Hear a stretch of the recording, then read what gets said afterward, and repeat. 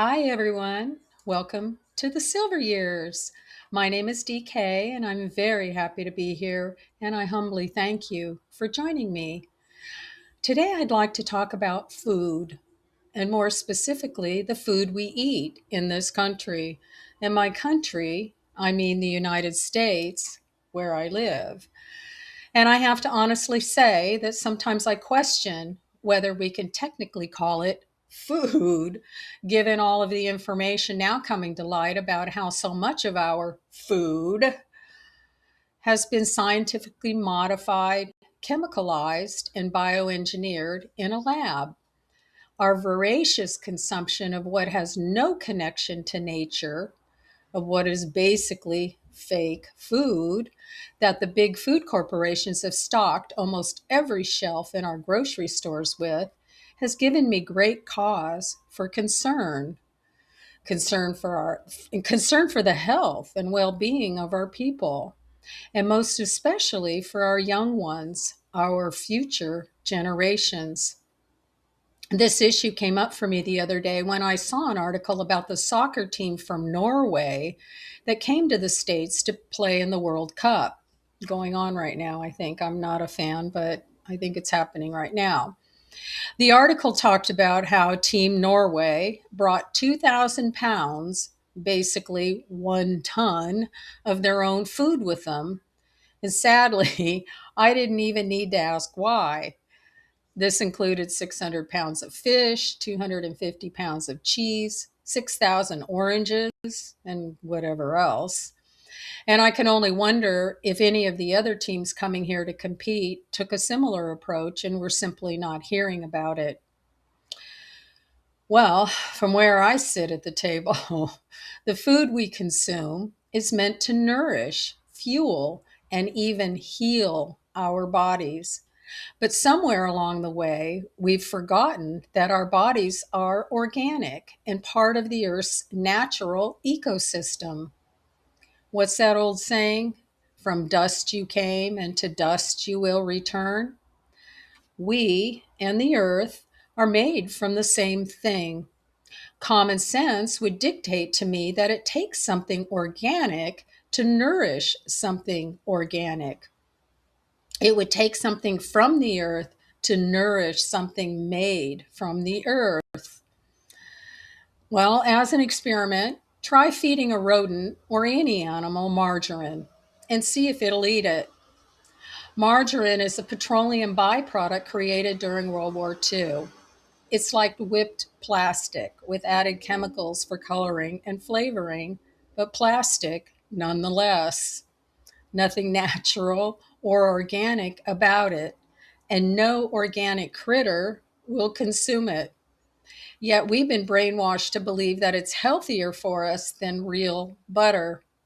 And no, it's not better than butter.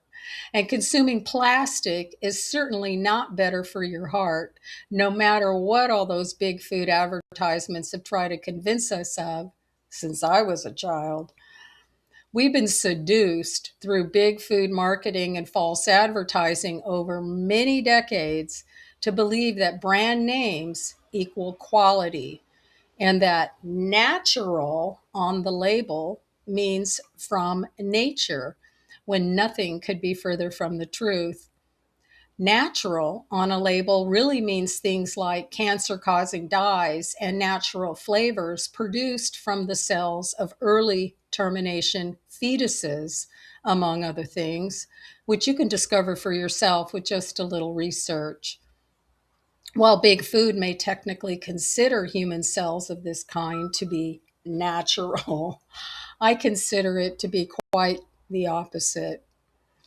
The truth is, most of the dyes and chemicals we have in our foods are considered illegal in much of the world.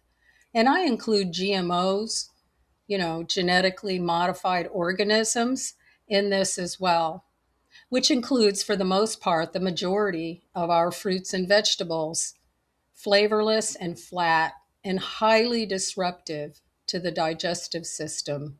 All of them. Because why? Because GMOs are not organic. They are not genetically compatible with nature. and we are nature. When was the last time you ate an apple from a grocery store? I can say it's been a many years for me.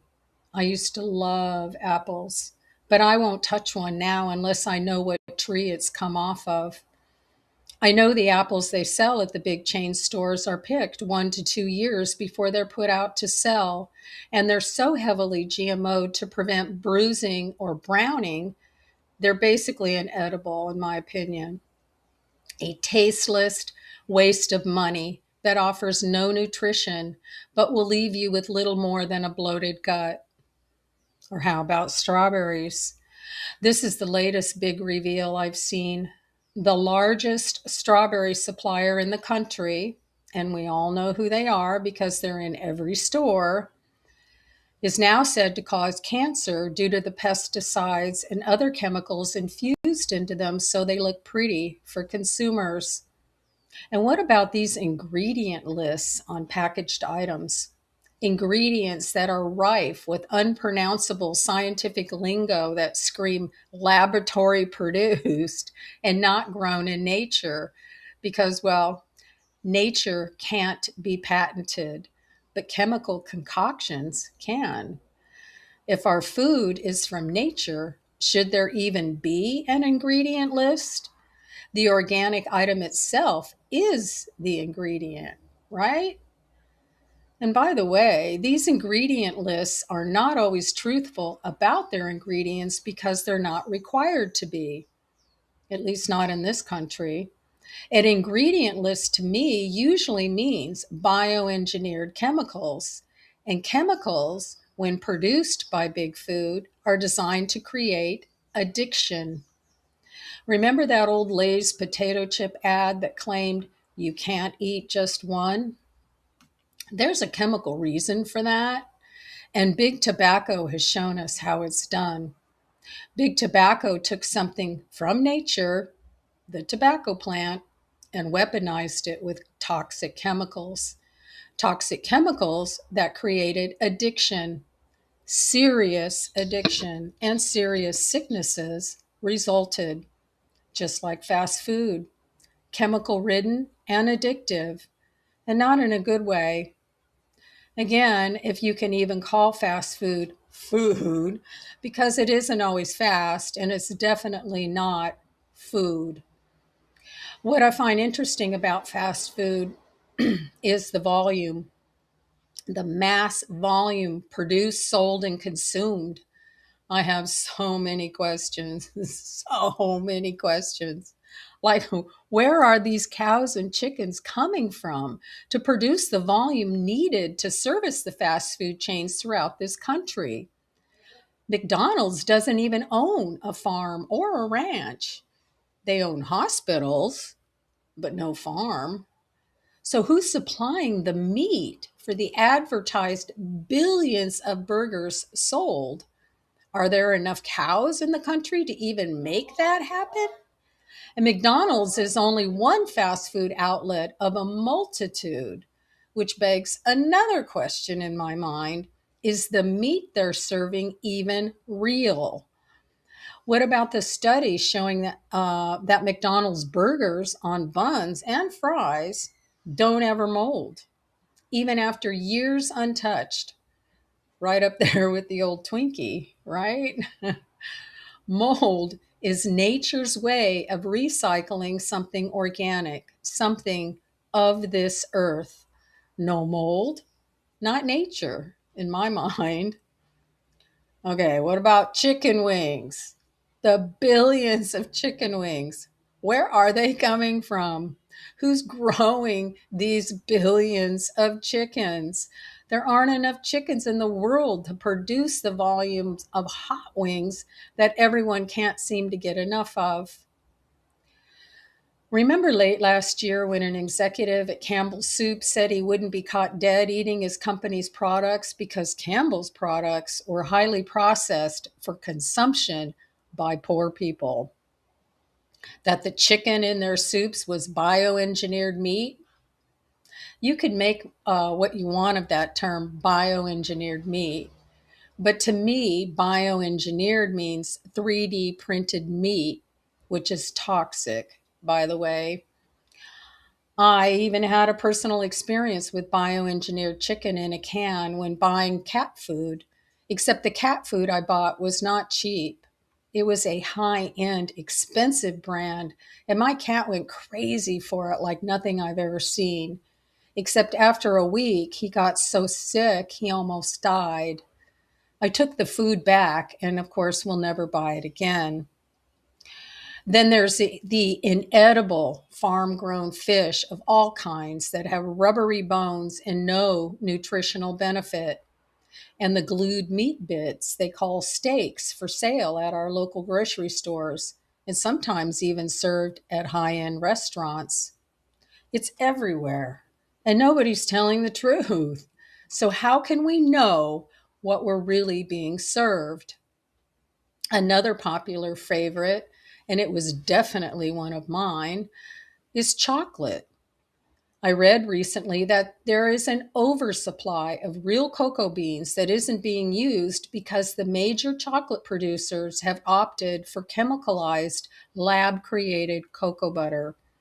Just about every traditional chocolate manufacturer in this country has gone chemical, and they're not being honest about it on their ingredient labels because the FDA isn't requiring these companies to disclose what is really in the candy you're consuming, which means many of your favorite chocolate bars are not made from real chocolate anymore. The chocolate doesn't even melt because it's like plastic, like margarine. What have been the side effects from Big Food's premeditative move away from what is real and organic over the last several decades? Parasites, inflammation, intestinal issues, and bloating.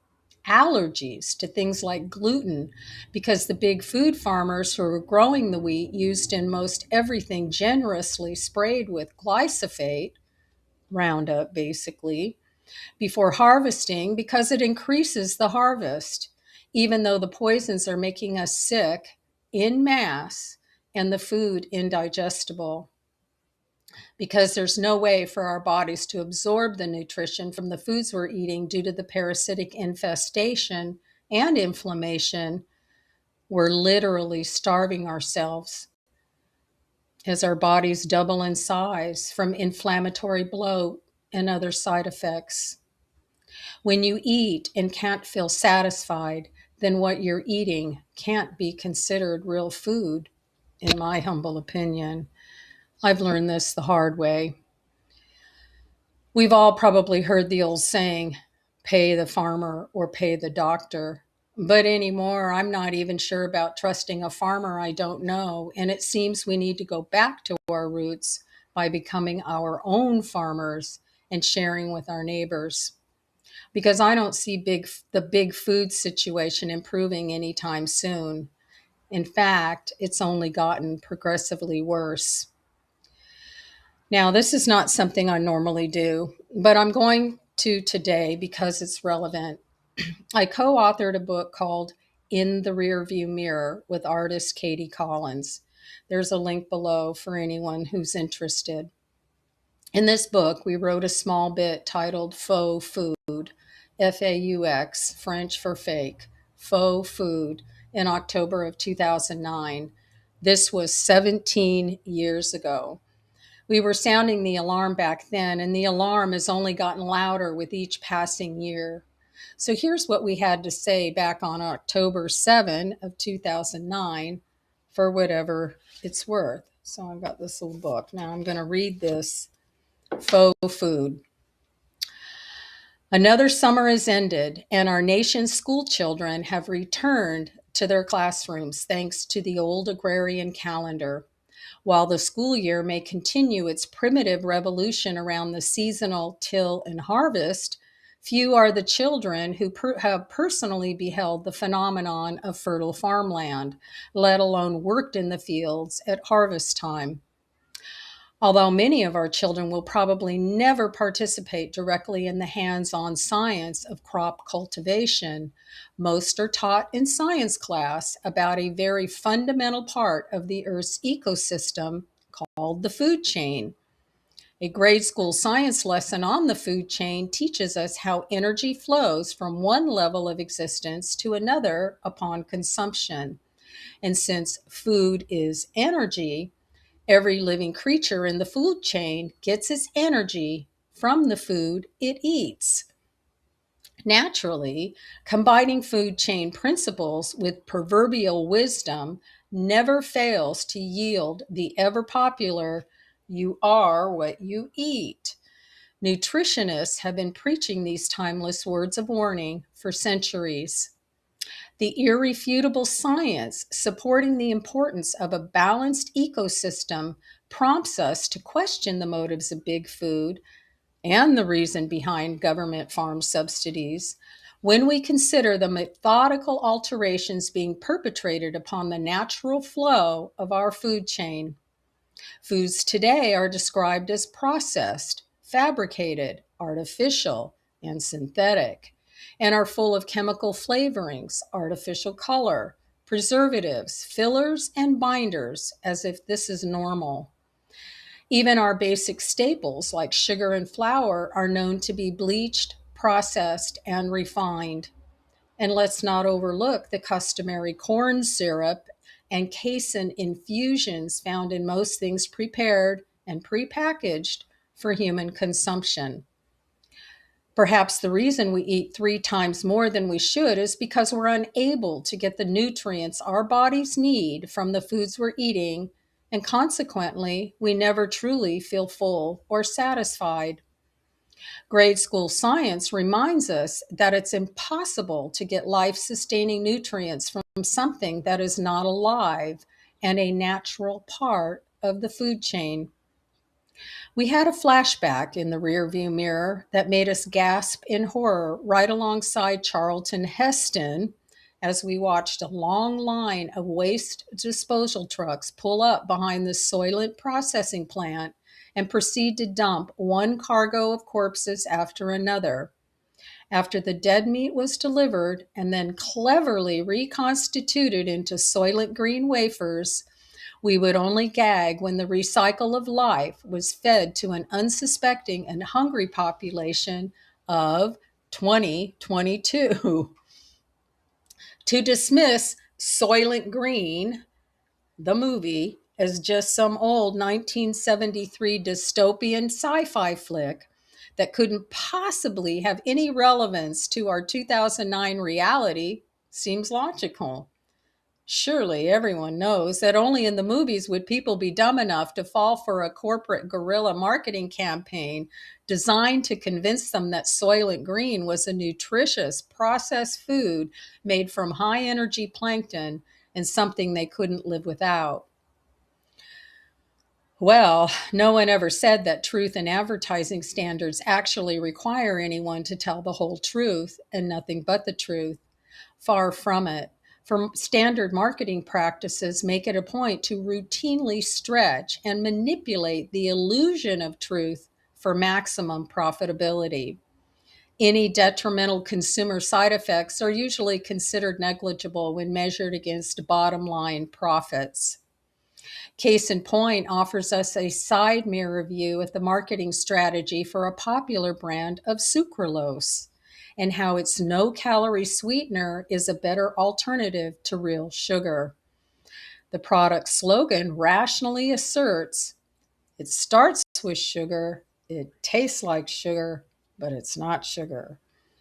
What is never disclosed in plain speak, however, is that this artificial sweetener is basically chlorinated table sugar, and after intensive chemical processing, took what began as natural and made it unnatural, and appealed to our collective need for sweetness without caloric consequences or accountability makes it a profitable marketing triumph, and the masses have been properly convinced that real sugar is bad and artificial sweeteners are good. Corporate capitalism, shamelessly intent upon increasing profits without a conscience, has worked hard behind the scenes to remote control every facet of contemporary life. This clearly includes what we're being fed, on every level. Our supermarket shelves and delicatessen counters are being stocked daily with tasty mystery foods, foods consisting of unknowable and unnatural ingredients that are incongruent with the very food chain ecosystem we're an integral part of. We suspect changes in the lucrative business of reconstituting food will not be forthcoming from big food anytime soon. Not until, of course, it gets outed like big tobacco did. Until then, caveat emptor, let the buyer beware. So, will the cumulative effects of consuming nothing but faux food eventually turn us all into mannequins? Well, plastic mannequins, now that was written in 2009. But today, I think it would be more like transhumanistic robots, right? And let me say, just as a reminder, that like most of the things I discuss on my channel, this topic is extremely multi layered and multifaceted, which means that it's not just one thing that makes it all so. It's many layers of things over time that has gotten us to where we are today. What I'm trying to shed light on here are simply some of the significant factors, the lies, inconsistencies, and duplicities that I've observed when it comes to our relationship with the food we eat and what has been happening to our food supply in general. All said, in the end, I feel it's our responsibility to get educated, to learn as much as we can about what's in our diets and where our food comes from, because it's our bodies, it's our health. And what we put into our bodies, what we eat, is on us. This is just good old common sense. No one is forcing us to eat the things that are making us sick. If we stop buying what big food is selling, it won't be able to stay in business. So it's on us to read the packaging labels on everything before we buy so we know what we're eating and what we're feeding our families. And yes, we all do our best with what we have to work with. In spite of the attempts by some states in this country to control and even outlaw home gardens, maybe it's time we push back by investing in nature. Investing in nature by growing our own food and even creating neighboring communities that we can co op with at the local level. This, in my opinion, is how we can begin to take our power back. This is how we can begin to reclaim our health. So before I go, I'd like to leave you with a question to ponder, as I like to do. What does healthy eating look like for you? Please leave your comments below. I would love to hear your thoughts. So until next time, be well, choose love, and thank you. Thank you for listening. Goodbye for now.